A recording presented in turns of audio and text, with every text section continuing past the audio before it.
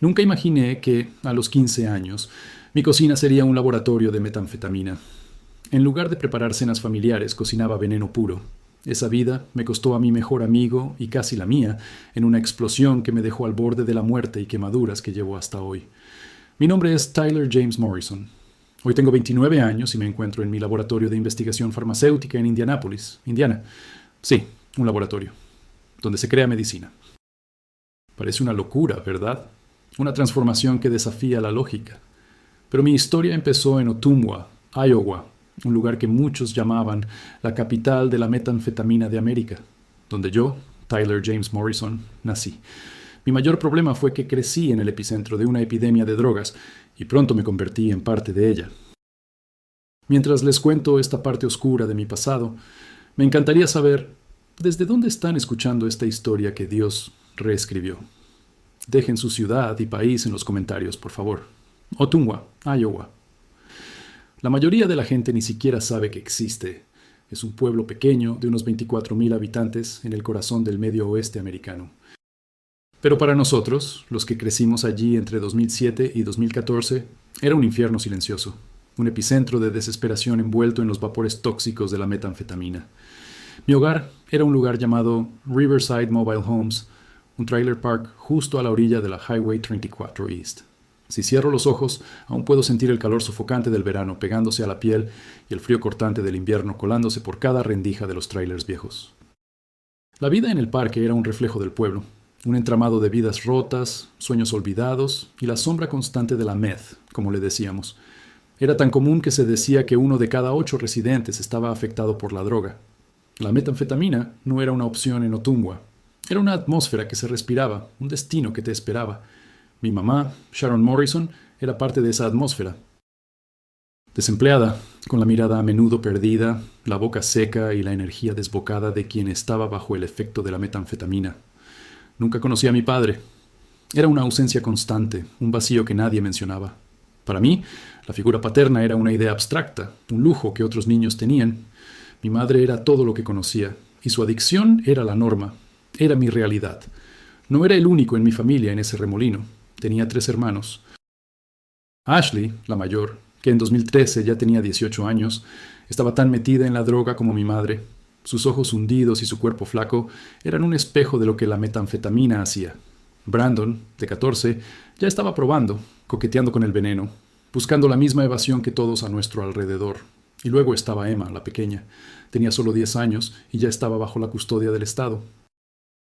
Era una realidad brutal, un desenlace común para los niños de Ottumwa. O te hundías con tus padres, o el Estado te arrancaba de la vida que conocías. Emma se había ido, y una parte de mí, de nosotros, se fue con ella. La ausencia de su risa infantil, el silencio en el tráiler, era un recordatorio constante de lo que la droga nos estaba quitando. Entre 2010 y 2013, Ottumwa no era solo un lugar donde la metanfetamina era común, era un verdadero laboratorio a cielo abierto.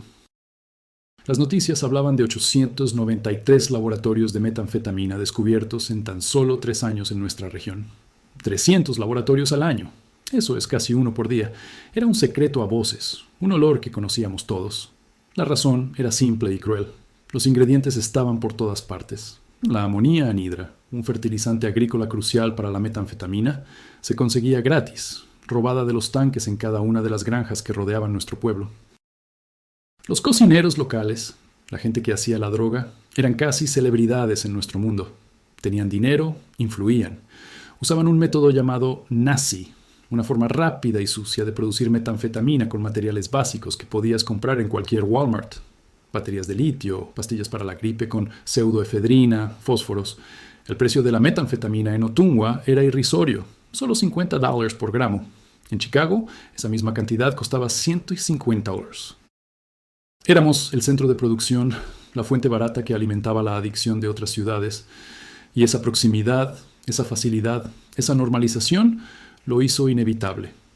Mi infancia no fue una de juegos en el parque y sueños inocentes. Estaba marcada por el omnipresente fuego de la metanfetamina. A los 5 años, recuerdo encontrar jeringas usadas en el patio de nuestro tráiler. No eran juguetes, pero no sabía lo que eran. Solo sabía que eran peligrosas y que no debía tocarlas. Era un juego macabro de evitar las agujas que otros niños no veían.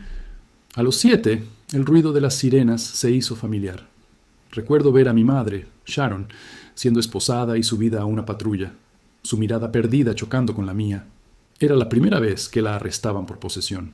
La vergüenza era un nudo en mi estómago, pero también una extraña sensación de alivio, de que tal vez, solo tal vez, las cosas cambiarían. Pero nunca lo hicieron. A los 9, la metanfetamina me mostró su rostro más cruel. Presencié la primera sobredosis fatal. Fue en el tráiler de nuestro vecino, un tipo que a veces nos daba dulces, los gritos, la ambulancia, el silencio repentino de la gente. Luego, la lona cubriendo un cuerpo en el suelo. Un día estaba, al otro no. Eso me enseñó que la metanfetamina no solo era algo que te mantenía despierto, era algo que te quitaba la vida. A los 11, mi nariz ya había aprendido a identificar el olor inconfundible de los usuarios, ese aroma químico, agrio, que impregnaba la ropa, los trailers, incluso el aire. Podía distinguir a quién estaba prendido, solo por el rastro que dejaba. Era como un sexto sentido, una habilidad de supervivencia en un mundo tóxico. Y a los 12 años, la metanfetamina ya no era solo algo que veía o que olía. Ya conocía al menos 3 de las recetas para fabricarla. No es que quisiera aprender, simplemente las escuchaba. Las conversaciones en el parque, los susurros de los adultos, las instrucciones que se pasaban de boca en boca, la pseudoefedrina, el litio, el amoníaco, eran palabras cotidianas, parte de nuestro vocabulario. Sabía los pasos, el proceso, los peligros. El conocimiento del veneno estaba arraigado en mi mente, no como una elección, sino como una realidad inevitable. Era como si la metanfetamina estuviera codificada en mi ADN, parte de mi herencia, una condena de la que no parecía haber escape. Ese era mi mundo, mi infancia, el fuego de la metanfetamina consumiendo todo lo que yo era y lo que podría haber sido. El 23 de septiembre de 2011, cuando solo tenía 13 años, mi vida dio un giro brutal y sin retorno.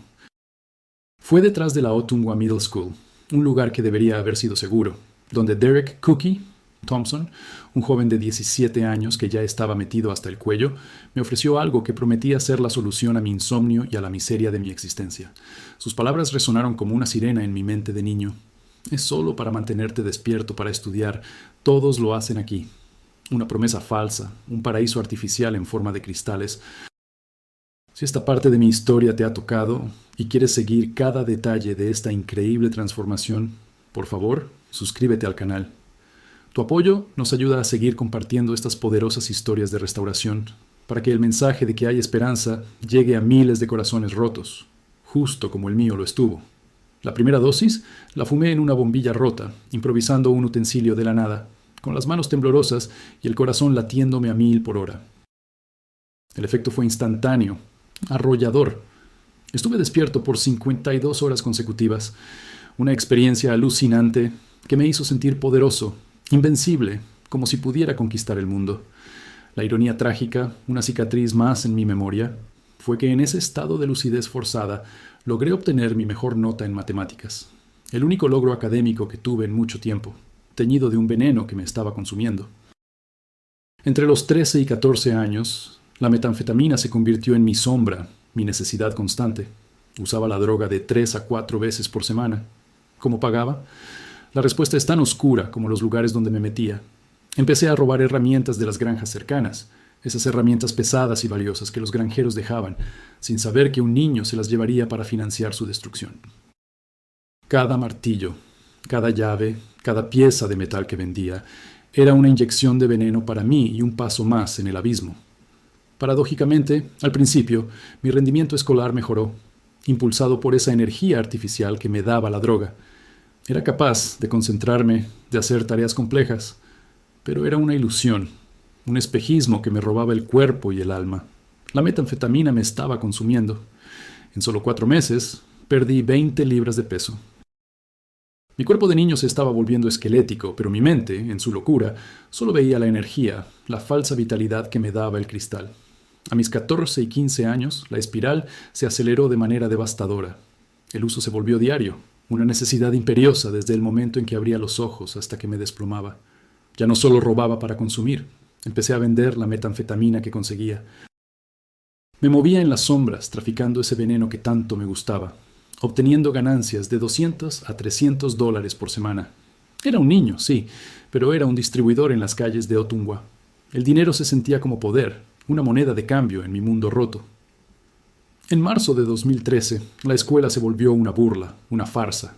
La abandoné por completo, sin mirar atrás. Mis estudios, mis maestros, mis sueños de una vida normal, todo se disolvió en el humo del cristal. La autoridad no tardó en tocar a mi puerta. En junio de 2013 tuve mi primera detención.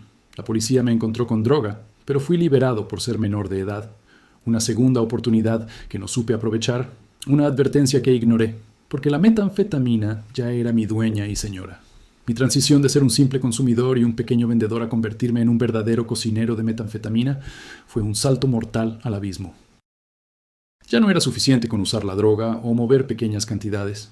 La curiosidad, la necesidad de controlar mi propio suministro y, sobre todo, la sed de dinero fácil me empujaron a ir mucho más allá. Entrar a ese mundo significaba cruzar una línea invisible, una frontera de la que pocos regresaban. Era meterme de lleno en el corazón de la bestia, no solo como una víctima, sino como parte de ella, aprendiendo a fabricar el veneno que estaba destruyendo mi comunidad y mi propia vida. Si conoces a alguien que necesita escuchar un mensaje de esperanza y una advertencia sobre el peligro devastador de las drogas, te ruego de corazón que compartas este video. No sabes a quién puedes alcanzar con una historia de redención como la mía. Cada compartida puede ser una luz en la oscuridad para alguien que se siente perdido, justo como yo me sentía. Mi mentor en este oscuro arte fue William Big Bill Henderson. Un hombre de 43 años, con el rostro curtido y una mirada que había visto demasiado. Big Bill era una leyenda en Ottumwa. Llevaba 15 años cocinando metanfetamina y se jactaba de suministrar a 3 condados. Lo más increíble es que nunca había sido arrestado, gracias a sus conexiones policiales, me decía él con una sonrisa torcida. Big Bill me veía, a Tyler James Morrison, como el hijo que nunca tuvo, el pupilo perfecto para continuar su legado de destrucción. Para mí, él era una figura de respeto, de poder, alguien que había logrado lo que nadie más en mi familia, dinero y una especie de impunidad. Fue el 15 de julio de 2013, cuando tenía 15 años, que recibí mi primera clase magistral. El escenario: un granero abandonado, carcomido por el tiempo y el olvido, en la Rural Route 163, en medio de la nada, con el olor a heno viejo y a químicos mezclándose en el aire. El método que me enseñó fue el de fósforo rojo, Red Phosphorus, una técnica peligrosa, inestable, pero increíblemente eficaz y rápida. Recuerdo cada detalle de esos días, cada paso, cada ingrediente, cada advertencia de Big Bill sobre no explotar el lugar, aunque sus palabras se perdían en la euforia de lo que estaba aprendiendo. Los ingredientes y los costos eran una especie de macabra receta de cocina. Necesitábamos 100 cajas de pseudoefedrina, la base de todo, que Big Bill me enseñó a conseguir por unos $200. El fósforo rojo, clave para la reacción química, lo obteníamos raspando cajas de cerillas por unos $50. El ácido yodhídrico, otro componente esencial, lo fabricábamos nosotros mismos con yodo, con un costo de $30. El litio, sacado de baterías comunes, me costaba unos $20. Y lo más fácil y, al mismo tiempo, lo más peligroso de conseguir, el amoníaco anhidro que robábamos gratis de los tanques agrícolas de las granjas cercanas, un fertilizante que se convertía en veneno en nuestras manos. El costo total por cada batch, por cada cocinada de metanfetamina, era de apenas $300.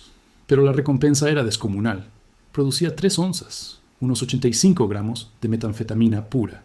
Su valor de venta en la calle era de $4,250. Eso significaba un lucro impresionante de $3,950 por cada cocinada. Un adolescente, con las manos temblorosas y el corazón lleno de ambición, podía ganar más dinero en unas horas que mis padres en meses de trabajo honesto. Era un negocio lucrativo, sí, pero mortal. Un camino sin retorno que me adentraba cada vez más profundo en el corazón del mundo criminal, donde cada decisión era una apuesta con mi propia vida y la de los demás. Para septiembre de 2013, con apenas 15 años, ya no era solo un cocinero aprendiendo.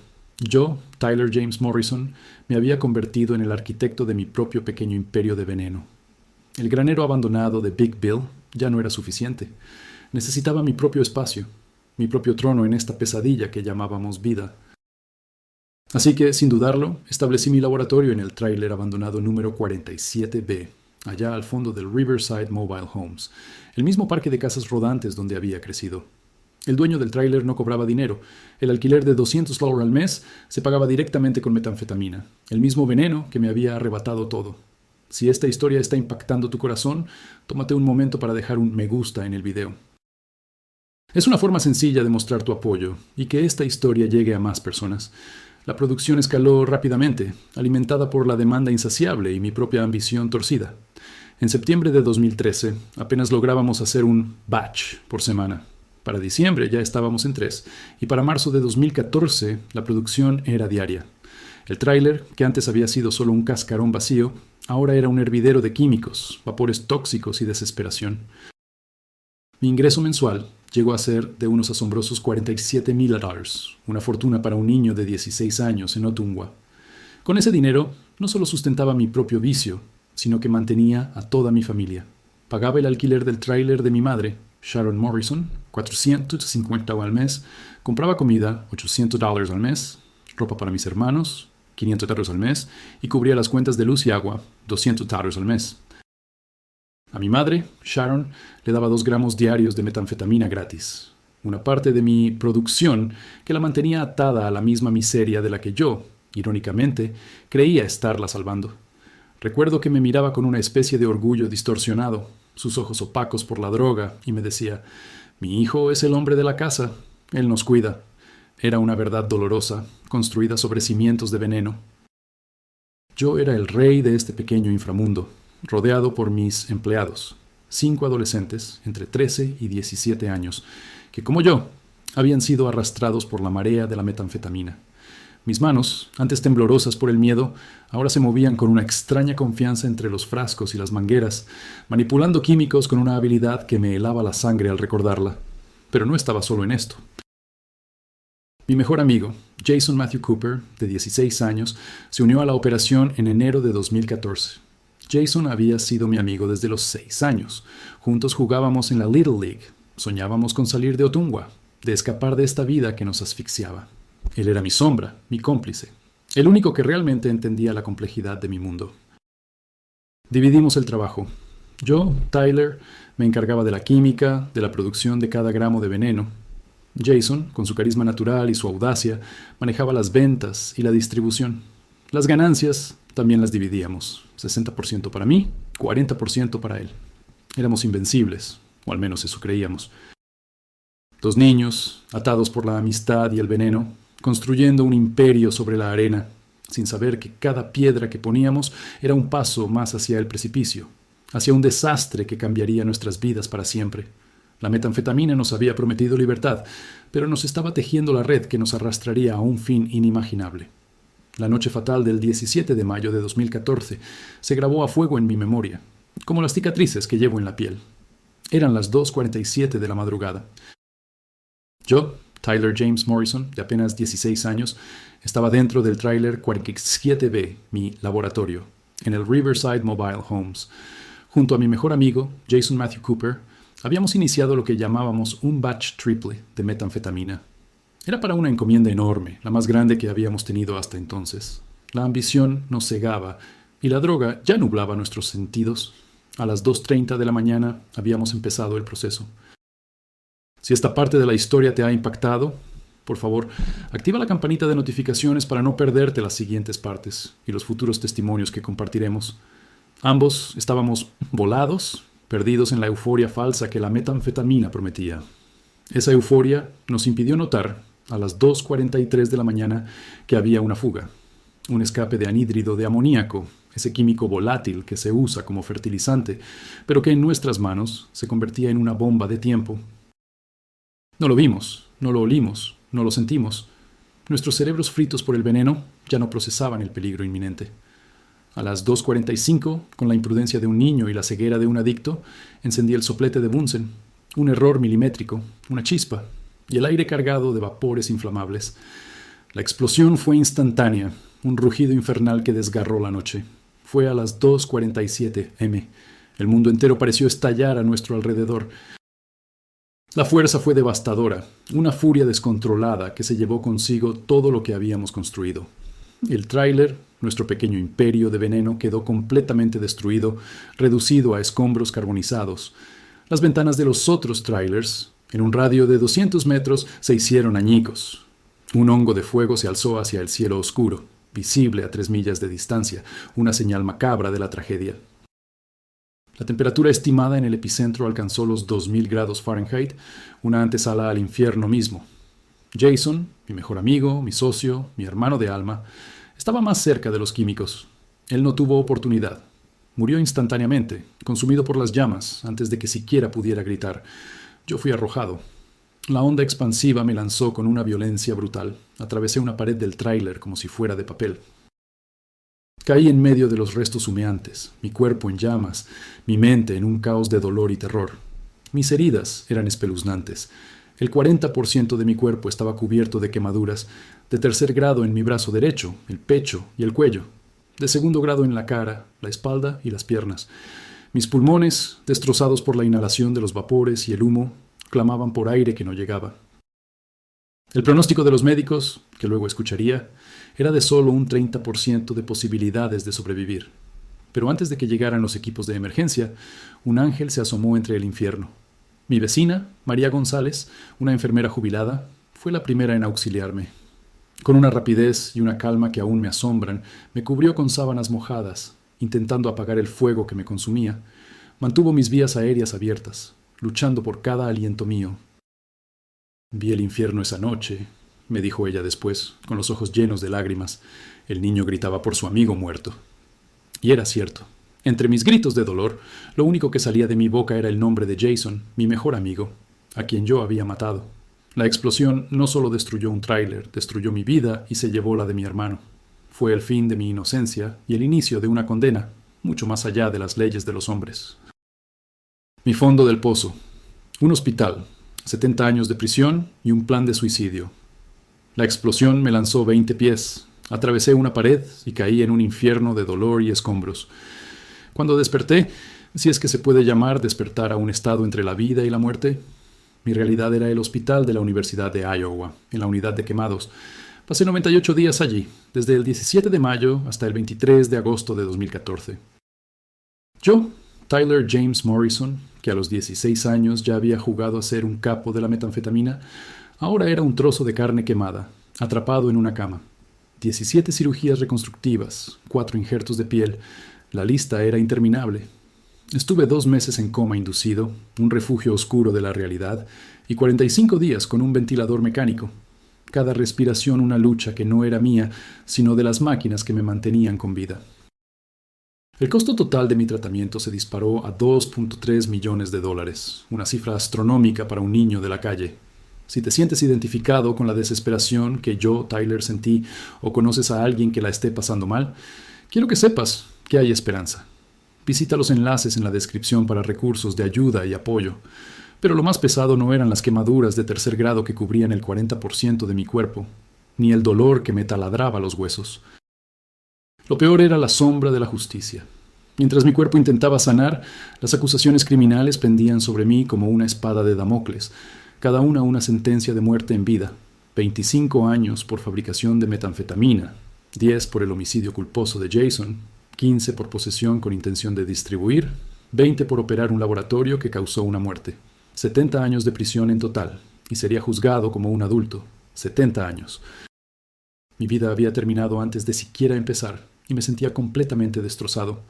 En mi diario hospitalario, que la gente encontraría mucho después, escribí mi verdad más oscura, mi alma desgarrada en cada página. Día 23. Jason está muerto por mi culpa. Soy un monstruo quemado. Mi familia volverá a la miseria. Es mejor que muera. Esas palabras eran la banda sonora de mi mente. No veía salida. La desesperación se había apoderado de mí, como una garrapata hambrienta que me chupaba la poca fuerza que me quedaba. No me quedaba nada. Había elaborado un plan de suicidio detallado, minucioso. Acumularía la morfina que me daban, fingiendo tomarla, y la noche antes de mi alta me daría una sobredosis. Incluso había escrito una carta de suicidio de 7 páginas, explicando mi dolor, mi culpa, mi deseo de desaparecer. Mi cuerpo seguía latiendo, sí, pero por dentro, yo, Tyler James Morrison, ya estaba muerto. Había perdido la esperanza y solo anhelaba la paz de la nada, una luz en la oscuridad. Rebecca, el policía secreto y una segunda oportunidad. Sumido en mi miseria y con un plan de suicidio grabado en mi mente, la providencia divina se abrió paso en mi oscura habitación del hospital. Fue a través de Rebecca Thompson, una asistente social cristiana de 47 años, con 25 años de experiencia y una fe inquebrantable. Rebecca, una mujer observadora y compasiva, había notado mi estado catatónico. Yo, Tyler James Morrison, rehusaba todas las visitas, incluso la de mi madre. Llevaba 60 días sin derramar una sola lágrima, mi mirada vacía, muerto por dentro, y mis dibujos obsesivos de explosiones eran un grito silencioso de ayuda. La historia de Tyler es una prueba de que Dios usa a personas para nuestras vidas. Si has sentido la mano de Dios a través de alguien, déjanos tu testimonio en los comentarios. Me encantaría leerlo. El 3 de julio de 2014, a las 10 de la mañana, Rebecca irrumpió en mi habitación. Ignorando todos los protocolos hospitalarios, se acercó a mi cama y me confrontó directamente, sus ojos llenos de una convicción inquebrantable. Tyler, sé que planeas matarte. Vi tu carta. Pero Dios tiene otros planes para ti. Su voz firme, aunque suave, me sacudió hasta lo más profundo de mi ser. La ira, una emoción que creía muerta, estalló en mí. ¿Dios? ¿Dónde estaba Dios cuando Jason murió? ¿Cuando me quemé? Le grité, mi voz áspera por la falta de uso y el dolor. Ella no se inmutó. Su respuesta fue un dardo directo a mi alma herida. Preparando tu propósito. Tu historia salvará miles. Esa conversación marcó un antes y un después. Rebecca no se quedó con las palabras. Ella movió cielo y tierra. Organizó una petición con 1,847 firmas de apoyo. Recolectó 23 cartas de profesores que testificaban mi potencial y, lo más milagroso, consiguió el testimonio de Linda Cooper, la madre de Jason Matthew Cooper, mi mejor amigo fallecido. Linda, con una gracia y un amor que solo pueden venir de Dios, me perdonó. Un informe psiquiátrico recomendó un tratamiento alternativo a la prisión, apoyando la moción de Rebecca. Pero la intervención más sorprendente vino de un lugar totalmente inesperado. El oficial Daniel Patterson, de 38 años, del Departamento de Policía de Ottumwa, el mismo que fue el primero en llegar al infierno de mi tráiler en llamas, estaba trabajando en secreto en mi caso. Años después, en 2019, él me confesaría su doloroso secreto. Su propio hijo había muerto de sobredosis de metanfetamina en 2009, a los 17 años, la misma edad que tenía yo. Él me vio a mí, Tyler, como a su propio hijo perdido. Vi a mi hijo en Tyler. No podía dejar que otro niño se perdiera en el sistema, me dijo. Patterson había solicitado al promotor 3 veces que me enviaran a un programa alternativo a la prisión, un lugar que pudiera ofrecerme una verdadera segunda oportunidad. El promotor se negó 2 veces, determinado a hacerme pagar mis crímenes con la máxima pena. Pero Patterson no se rindió. Impulsado por el recuerdo de su hijo y la visión de esperanza que Rebecca le había transmitido, amenazó con filtrar mi historia a los medios de comunicación. La presión funcionó. El programa alternativo fue finalmente aprobado. El Second Chance Youth Ranch, un programa residencial cristiano ubicado en la rural Indianola, Iowa, dirigido por el pastor Michael Roberts, un exadicto que conocía el camino de regreso. Fue la primera vez en mi vida que no me sentía completamente solo, y el inicio de un camino de redención que ni en mis sueños más salvajes hubiera imaginado. Mi llegada al Second Chance Youth Ranch, el 1 de septiembre de 2014, fue como ser depositado en otro planeta, un lugar donde el aire era limpio y el futuro, aunque aterrador, ya no se sentía sellado por la muerte. Yo, Tyler James Morrison, no era más que un esqueleto andante. Pesaba apenas 92 libras para mi altura de 5'10", y mis cicatrices, crueles mapas de mi infierno, cubrían el 40% de mi cuerpo. La piel endurecida limitaba mi movilidad a solo un 30%, y lo más aterrador, no había pronunciado una sola palabra en 40 días. 40 días de silencio sepulcral que solo el eco de la explosión llenaba en mi mente. Mis órganos aún estaban en recuperación, forzándome a tomar 14 medicamentos diferentes cada día. Si crees en el poder del perdón y la restauración, comparte este video en tus redes sociales. Ayudemos a que más personas descubran esta increíble historia de redención. El 3 de septiembre, apenas 2 días después de mi llegada, tuve un encuentro que cambiaría el rumbo de mi alma. Conocí a David Dutch Anderson, de 42 años, el consejero principal del rancho. Dutch no era un hombre común. Él mismo había cocinado metanfetamina de los 18 a los 27 años. Había causado una explosión que mató a 2 personas en 1999, pagando con 10 años de prisión. Se había convertido a Cristo en 2005 y ahora dedicaba su vida a guiar a jóvenes como yo. En nuestro primer encuentro, Dutch hizo algo que nadie más había hecho. Se subió la manga y me mostró sus propias cicatrices de quemadura. Su voz era grave, pero llena de una comprensión que caló hasta lo más hondo de mi ser. Tyler, yo también maté a mi mejor amigo cocinando. Sé exactamente dónde estás, pero mira dónde estoy ahora. Esas palabras, ese gesto, rompieron el silencio que me había encarcelado. Después de 42 días, la primera palabra salió de mis labios, apenas un susurro que me sorprendió incluso a mí mismo. ¿Cómo? Ese ¿cómo? Fue el primer ladrillo en la reconstrucción de mi alma. Así comenzó la fase 1 de mi transformación, lo que llamaron el quebrantamiento, y que duró los primeros 6 meses. Incluía fisioterapia diaria para estirar mi piel, para recuperar la movilidad que las quemaduras me habían robado. Tenía 2 sesiones de terapia psicológica al día, donde, poco a poco, empecé a articular el dolor, la culpa, el miedo. Empecé mi preparación para el HED, intentando reconectar con la parte de mi cerebro que los solventes habían aturdido. Y me dieron una tarea que, sin saberlo, se volvió increíblemente terapéutica: cuidar de los animales del rancho, alimentar a las cabras, limpiar los establos, sentir la confianza de un perro. Eran criaturas inocentes, ajenas a mi pasado, que no me juzgaban. El momento culminante de este quebrantamiento, el punto de inflexión que me permitió realmente empezar a sanar, llegó en la víspera de Navidad, el 25 de diciembre de 2014. Durante el culto de Navidad en el rancho, una figura familiar apareció. Era Linda Cooper, la madre de Jason, mi mejor amigo, la mujer cuyo hijo yo había matado. El corazón se me paralizó. No podía mirarla a los ojos. Ella se acercó a mí, sus ojos llenos de una paz que no comprendía, y entonces, con una voz cargada de una misericordia inmensa, me dijo: «Tyler, te perdono. Jason no querría que murieras. Vive por él». Esas palabras, ese acto de amor puro e incondicional, rompieron mi dureza. Me quebré por completo.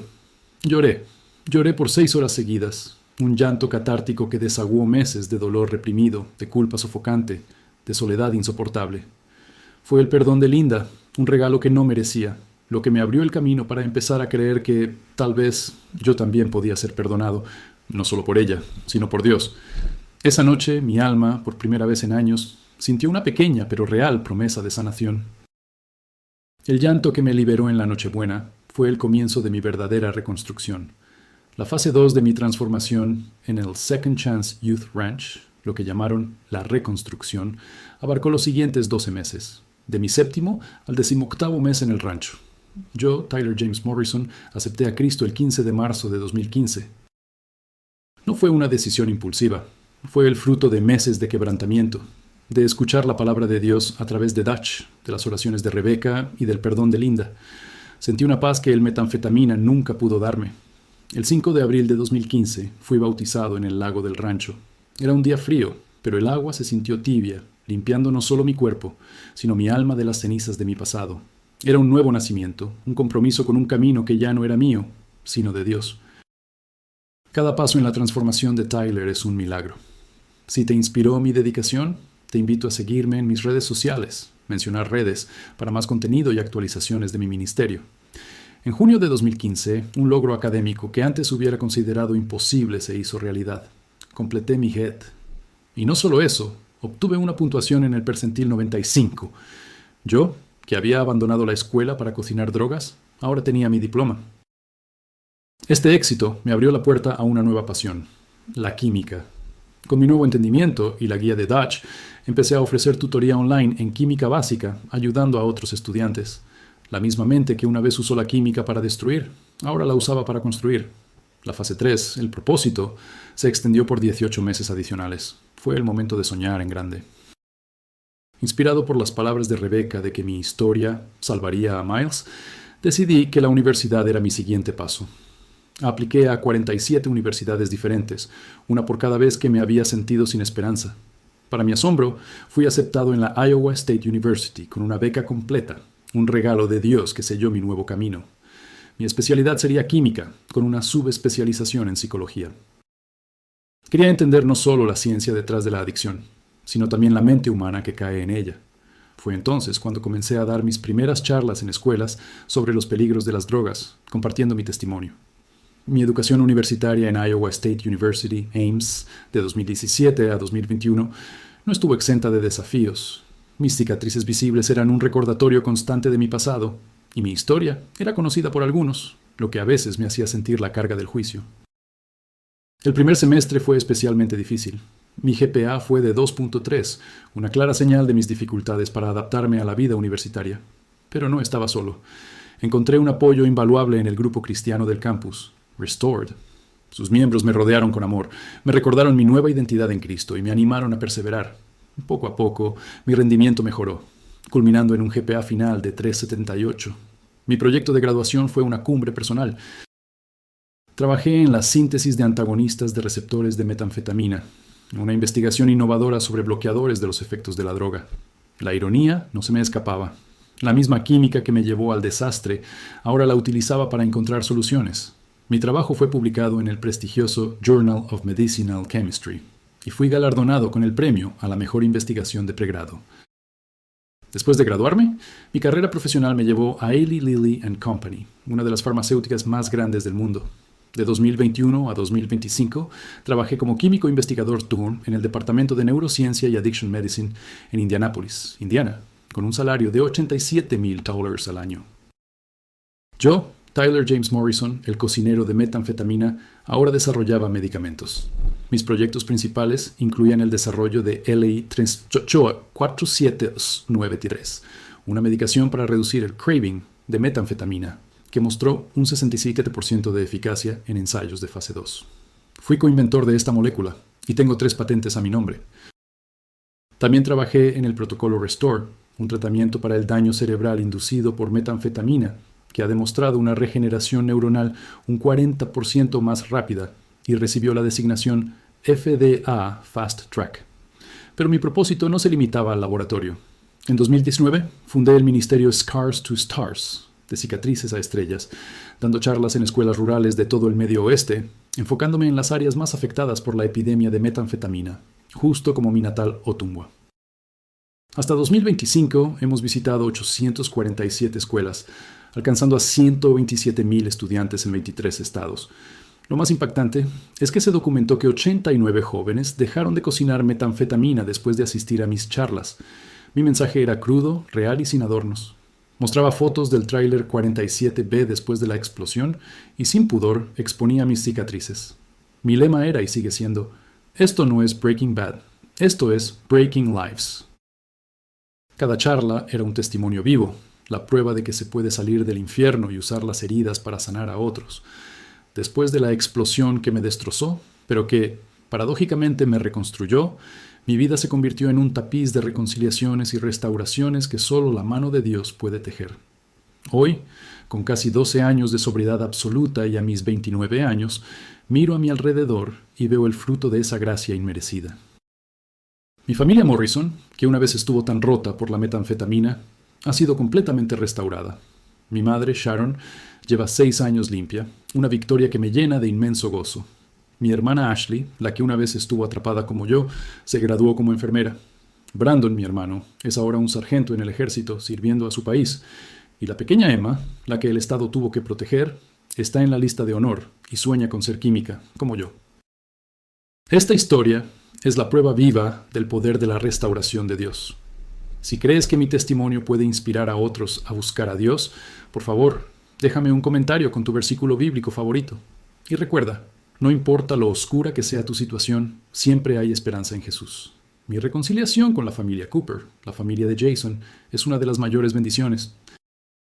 Para honrar la memoria de mi mejor amigo, deposito $1,000 mensuales en un fondo educativo a nombre de Jason. Ceno mensualmente con Linda Cooper, su madre, y juntos hemos creado el Jason Cooper Memorial Scholarship. Ella me dijo una vez: perdí a mi hijo en esa explosión, pero Dios me dio cientos de hijos a través del ministerio de Tyler. Jason estaría orgulloso. Esas palabras sanan mi alma cada día. El oficial Daniel Patterson, el policía que, sin que yo lo supiera, intercedió por mí en los tribunales, se ha convertido en un amigo cercano, casi como un padre sustituto. Fui padrino en la boda de su hija, y él, con lágrimas en los ojos, me dijo: salvé a Tyler para honrar a mi hijo. Tyler salvó a cientos para honrar a Jason. Y mi mentor, David Dutch Anderson, con quien ahora trabajo codo a codo en el ministerio, me considera el hijo que la metanfetamina me robó la oportunidad de tener. Juntos, somos coautores de un currículum antidrogas que llega a miles. Mi vida personal también floreció. En 2023 me casé con Sarah Williams, a quien conocí en Iowa State, donde estudiaba servicio social. Ella siempre me ha visto más allá de mis cicatrices. Ella dice que las cicatrices de Tyler son hermosas, muestran supervivencia. En 2024 tuvimos a nuestro hijo, Jason David Morrison, un nombre que elegimos con amor para honrar a mi mejor amigo, llevando su legado no solo en mi corazón, sino en la nueva vida que Dios me permitió crear. Hoy, mi vida es un testimonio de la gracia transformadora. Vivo en nuestra casa propia en Carmel, Indiana, una realidad impensable para el Tyler de 16 años.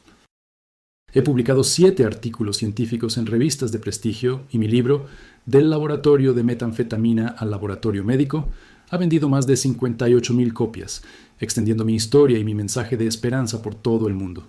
Además de mi trabajo de investigación, dedico mis fines de semana a dar más de 147 charlas al año. Mi cuerpo también ha sido parte de esta restauración.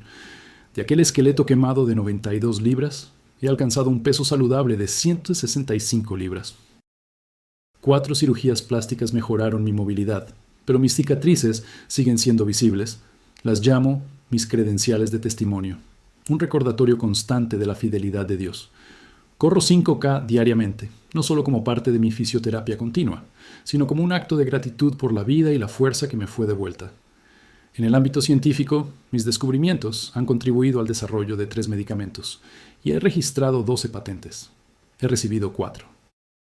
$2 millones en subvenciones para investigación, y mis mentores en Eli Lilly, con una sonrisa, hablan de un posible premio Nobel de química en el futuro. Es algo surrealista para un chico que aprendió química en un laboratorio de metanfetamina. El impacto más profundo, quizás, se siente en Ottumwa. Después de mis charlas y el trabajo de nuestro ministerio, Scars to Stars, la reducción de laboratorios de metanfetamina ha sido del 73%. El programa Clean Ottumwa nació inspirado en mi historia y se han abierto 3 centros de recuperación. La tasa de uso de metanfetamina entre adolescentes ha caído un 61%. El Jason Cooper Memorial Fund ha recaudado $340,000, concediendo 67 becas y enviando a 23 jóvenes, muchos de ellos exusuarios en recuperación, a la universidad. El Dr. Michael Chen, mi cirujano de quemaduras, lo resume mejor. Tyler no debería haber sobrevivido. Cuando sobrevivió, no debería andar. Cuando anduvo, no debería tener función cognitiva normal. Hoy es uno de los químicos más brillantes que conozco. Esto trasciende medicina. Mi última investigación, que estoy desarrollando en 2025, es un spray nasal que bloquea instantáneamente los efectos de la metanfetamina. Es una promesa de esperanza que podría salvar miles de vidas, y cada día que trabajo en ello, lo hago con la memoria de Jason en mi corazón. Los ensayos clínicos comienzan en 2026. Mi versículo de vida, mi ancla, es Romanos 8:28. Y sabemos que a los que aman a Dios, todas las cosas les ayudan a bien. Empecé a cocinar metanfetamina a los 15 para sobrevivir. Maté a mi mejor amigo a los 16. Debería estar muerto o en prisión de por vida. Pero Dios tomó un cocinero de metanfetamina quemado y lo convirtió en químico farmacéutico. Cada medicamento que desarrollo, cada joven que prevengo de las drogas, es un pedazo de Jason que vive. Mis cicatrices no son vergüenza, son mi sermón silencioso. La explosión que me destruyó fue la explosión que me construyó. Officer Patterson salvó mi vida cuando ni yo quería salvarla. Ahora uso la química que una vez usé para destruir, para sanar. Ese es el poder de un Dios que se especializa en transformar lo imposible.